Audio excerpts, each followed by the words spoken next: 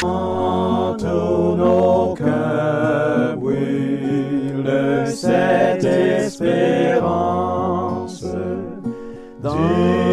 retour de notre Sauveur.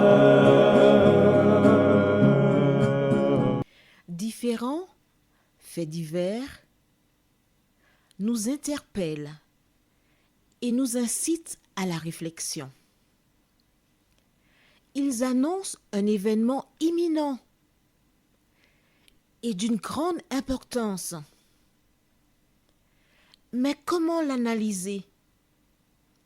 En écoutant Jean-Claude qui, à la lumière de la Bible, t'accompagnera et te permettra d'être prête, d'être prêt pour le retour de Jésus.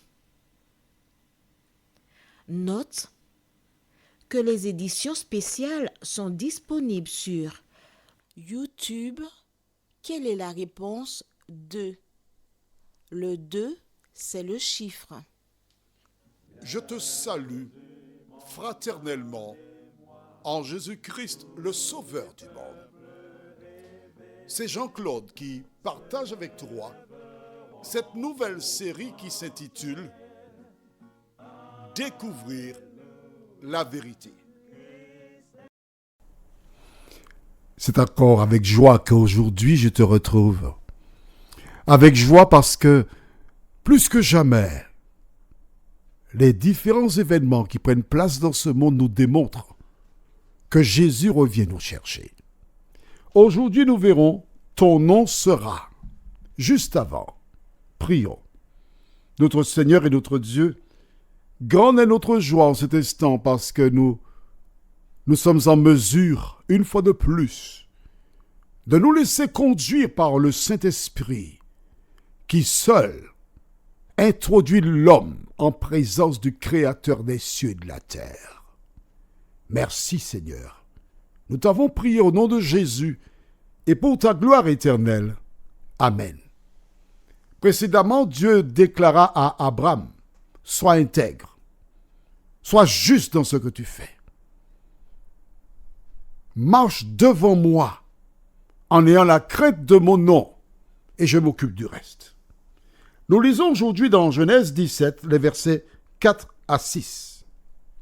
« Voici mon alliance que je fais avec toi. Tu deviendras père d'une multitude de nations. On ne t'appellera plus Abraham, mais ton nom sera Abraham, car je te rends père d'une multitude de nations. Je te rendrai fécond à l'extrême. Je ferai de toi des nations et des rois sortiront de toi. » Nous nous arrêtons ici. Et nous allons essayer de comprendre ce que nous venons de lire. Rappelle-toi, lorsque l'ange rencontra Agar, il fit une déclaration.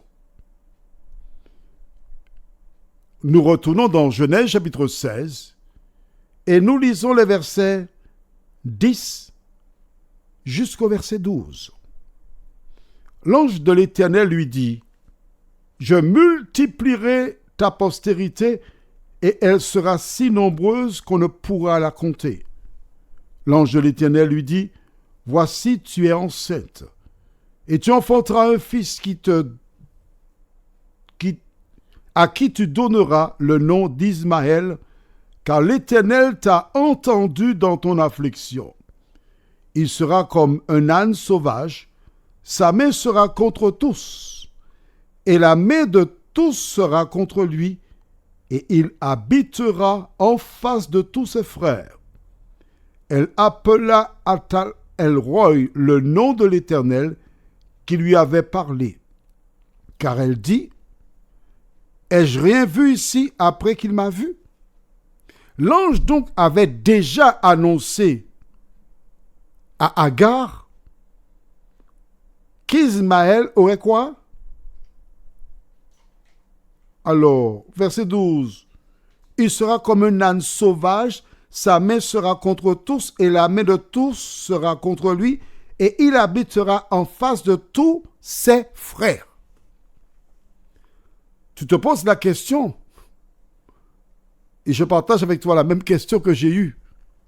Comment Dieu peut-il, à travers cet ange qui parla à Agar, annoncer qu'Abraham aurait plusieurs fils? Note bien qu'on ne parle pas de ses frères et de ses sœurs, ou de ses filles, ses frères. Pourquoi Dieu a-t-il permis qu'Abraham ait beaucoup d'enfants, alors qu'il n'avait besoin que un seul héritier qui donnerait naissance à la nation juive, et à un certain moment, le Christ viendrait à naître. Pourquoi? Mon ami, j'aime la Bible, parce que c'est la parole de Dieu. J'aime la Bible parce qu'elle nous apprend à connaître ce Dieu extraordinaire. Et ce Dieu, il n'appelle pas des personnes parfaites. Il n'appelle pas des personnes parfaites. Est-ce que tu m'as entendu? Ce Dieu appelle des pécheurs. Il les récupère dans l'état dans lequel ils se trouvent. Il commence à œuvrer dans leur vie, à transformer ces vies, afin que ces personnes deviennent un jour, conformément à la déclaration de Pierre, inébranlables. N'aie pas peur pour l'avenir. Ne tombe pas dans le piège de l'ennemi qui dit « Tu ne pourras jamais changer. Tu as été trop loin. Dieu ne peut rien faire pour toi. » Au contraire, celui qui est le plus loin de Dieu ne sait pas qu'il est déjà dans les bras de l'Éternel. Je repasse ça pour toi, mais oui. Celui qui a fait le plus de bêtises dans sa vie ne sait pas que lorsqu'il a été très loin, qu'il se trouve pratiquement dans les bras de l'Éternel. Parce que Dieu, c'est l'infini. Quel que soit le lieu où tu te rends, Dieu est présent. Tout ce qu'il te demande,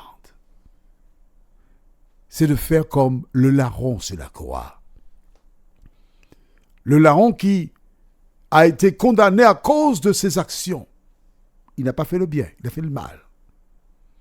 Et une fois crucifié, il y avait entre ces deux larrons le sauveur du monde, Jésus de Nazareth. Pourquoi l'a-t-on placé au milieu des deux quoi? Sais-tu pourquoi? Je te dirai aujourd'hui. Parce que vois-tu, il existe deux mondes, la terre et le ciel. Et la jonction entre la terre et le ciel, c'est une route.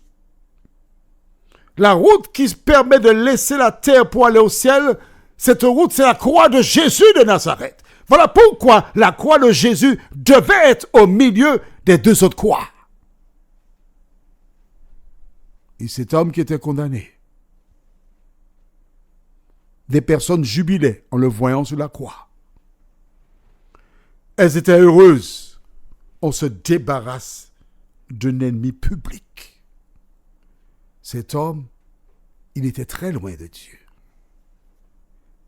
Il était plus loin que là où tu te trouves. Mais à un moment donné, le Saint-Esprit le visita.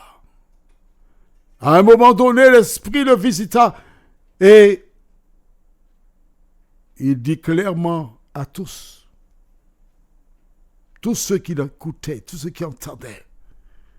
Il s'adressait à Jésus, mais il a voulu que les autres entendent aussi. Et il déclara, Seigneur. Et en disant Seigneur, il était en train de dire, je crois que tu es le Seigneur du monde. Je crois que tu es mon Seigneur. Tu es mon Seigneur, Seigneur. Seigneur, quand tu viendras dans ton règne, souviens-toi de moi. Il n'a pas dit quand tu mourras, mais quand tu viendras dans ton règne.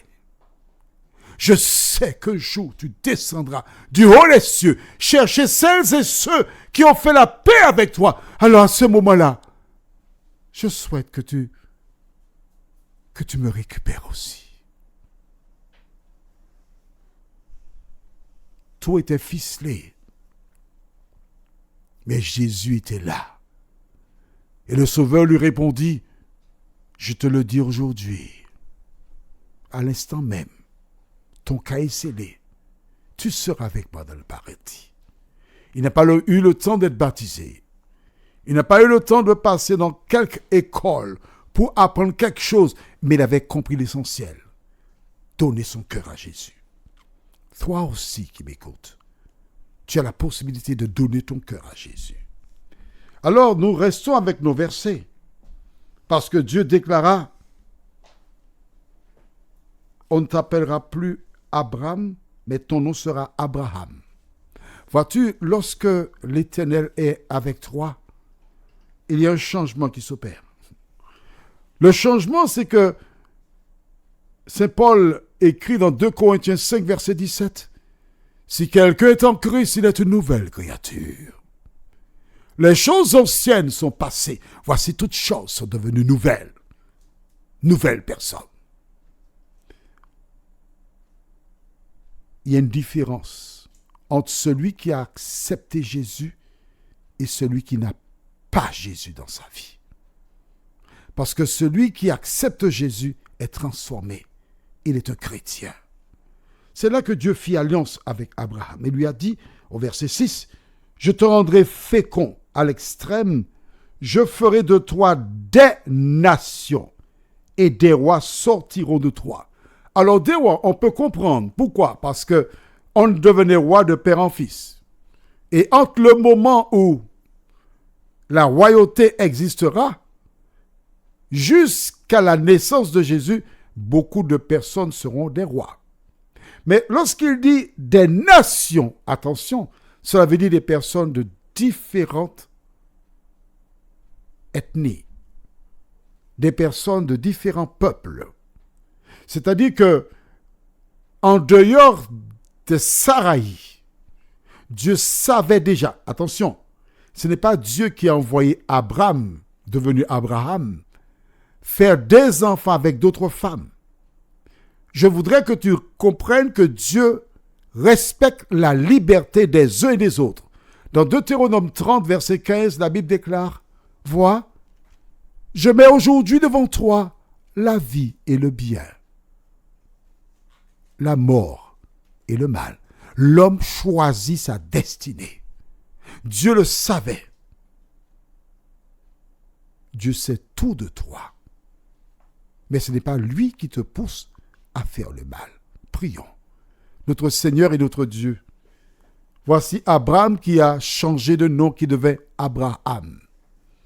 Et Dieu lui annonce déjà